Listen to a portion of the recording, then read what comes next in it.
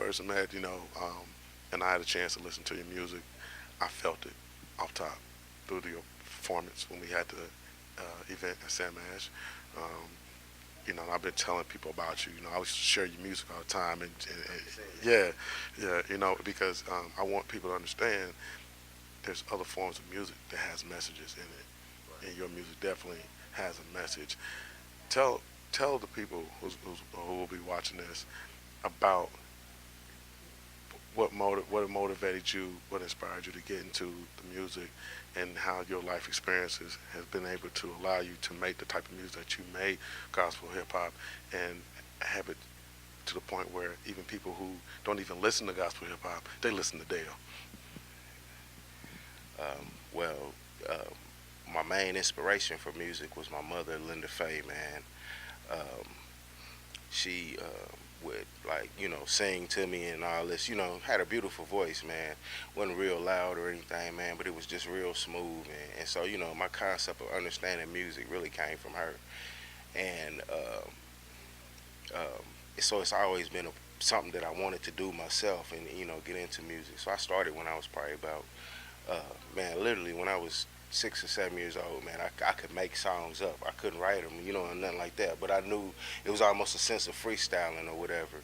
But I knew the different types of music, and I just, I never did like one style of music because my pops, he came from California. He was country, he like country and western. So I would mimic what I heard a lot of, and really what I was doing was building up my understanding for music, and so I had always done it, but I came up in that hip hop era, so when I was about 13, I literally wrote my first song, and found some little beats. I had a DJ. My dude name was Funk L. You know what I'm saying, from the neighborhood. What's up? Funk L, hey man, and we would just do music, man, and then my other guy Amp, man, which is his brother, we just linked up and just started doing music, man, and ran into some real cool opportunities when we was younger, but man, we never seized none of the opportunities, and at this time. I didn't know that a lot of tragedy was about to hit my life as far as concerning like family members, and I lost my father when I was 18, and to violence. He was driving a cab. Someone shot him and killed him, for $50, man. And a year later, my sister was stabbed 14 times in her bedroom while she was asleep, and they locked my brother up for killing my sister.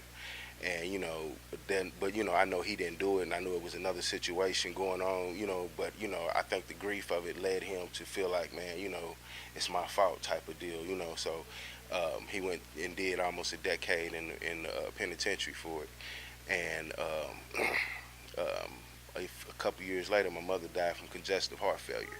So when I say, man, I was out there, and man, I had always knew the real concept of life and living, and I started, and it reflected in my music, and I started making angry music. You know what I'm saying? And so in the streets, that's what everybody was about, angry music. But uh, but everything I said, I like meant it, like, what I'm saying, like, I just didn't care type stuff, and I was rebellious against anything that had to do with authority or any of that stuff, man.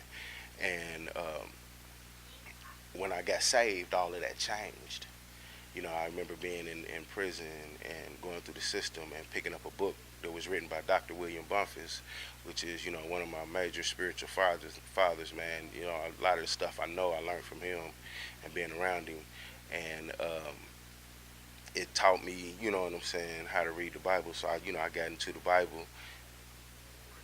Yeah, pretty much, man. When my lifestyle changed, and Christ came into my heart, I became passionate about that too, and it all came out through my lyrics and my music. And I wasn't never churched or anything, because I got saved when I was in prison. So a lot of the stuff that people deal with, as far as going into the church, man, it really didn't bother me, because I wasn't brought in through none of that anyway, so it didn't really didn't affect me, and so which allowed me to keep growing in it and growing and growing and growing. I always knew that it was a personal relationship between me and God, and and just, man, that's where it all come from, man. The understanding of that. What was the moment Was it the passing of your father? Was it the passing of your mother, or your sister, or was it your brother going to prison for the murder of your sister? What was the moment where you said, even though you said you got saved in prison, but what was the moment that you said, you know what, I need to do something different. This path is not going to continue to work. Um, it's a shame, but sometimes, man, God is the last thing we try or the last thing we run to. And, you know, I was all out of options, man. Literally, honestly, man, I was really like kind of suicidal. And I, yeah, man, I was, man. Like, I didn't care. Like, I would do anything. It didn't matter. It got to be that bad to where I had questions and didn't have no answers. But it was at the moment when I got into the Word, and I used to ask myself, okay, you know, if God loved us so much, why He let stuff like this happen? And you know what I'm saying?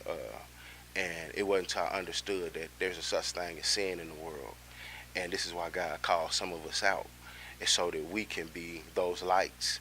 And when people need direction, that God will light us, and you know, and they people will be able to see when darkness is around, and we become that influence. And when we bear fruit, you know what I'm saying, that fruit is what people see.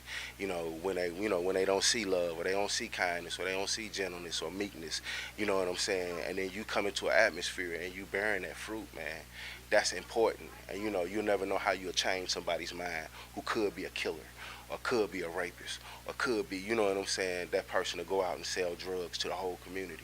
You never know, you know, what your light or what your fruit will do for somebody else. And that, you know, pretty much was my turning point when I understood. And one of the things I said, man, is God, if I'm living wrong, and you real, then show me the right way of living. And I didn't even know that this scripture existed until after I asked that question. And that's when I ran into Matthew 5 and 6, Matthew 5 and 7, where it says, blessed are those who do hunger and thirst for righteousness, for they shall be filled. And that's a promise, you know what I'm saying, that if I'm hungry and thirsty for righteousness, you'll fill me with that understanding. And man, I took it for face value, and I became hungry for, you know, and thirsty for righteousness, man.